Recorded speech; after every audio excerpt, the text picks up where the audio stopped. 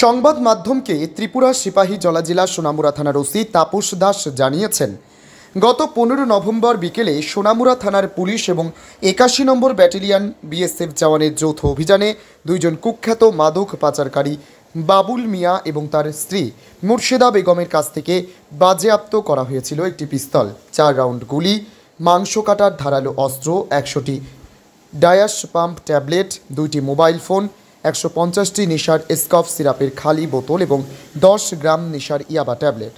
যদিও ধৃত মাদক পাচারকারী স্বামী স্ত্রী এখন জেল হেফাজতে রয়েছে।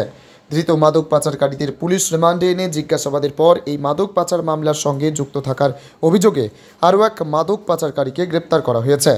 গ্রেপ্তারকৃত মাদক পাচারকারীর নাম আলমগীর হোসেন, বয়স 34, বাড়ি সোনামুড়া পুরান সিনেমা হলের সঙ্গে। পুলিশের ধারণা, ধৃত মাদক পাচারকারীকেও পুলিশ রিমান্ডে এনে জিজ্ঞাসাবাদ চালানোর পর এই মাদক পাচার চক্রের সঙ্গে যুক্ত আরও অনেক মাদক পাচারকারী গ্রেপ্তার হতে পারে। ত্রিপুরা থেকে বিক্রম কর্মকারের report, crime press Bengal news.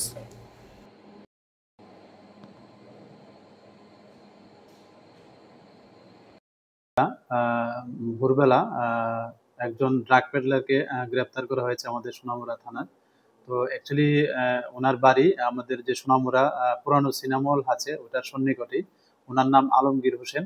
আর উনি বিভিন্ন ড্রাগসের সঙ্গে মানে ড্রাগস বিজনেসের সঙ্গে উনি জড়িত। আমরা একটা আমাদের যে সোনামুড়া থানার এনডিপিএস এর মামলা আছে তার সঙ্গে তার যুক্ত থাকা প্রমাণ পাওয়া যায়। তো ওই এভিডেন্সের ভিত্তিতে আমরা ওনাকে গ্রেপ্তার করেছি এবং আজকে আমাদের সোনামুড়া মহামান্য আদালতে প্রেরণ করেছি এবং আমরা পুলিশ রিমান্ডও চেয়েছি।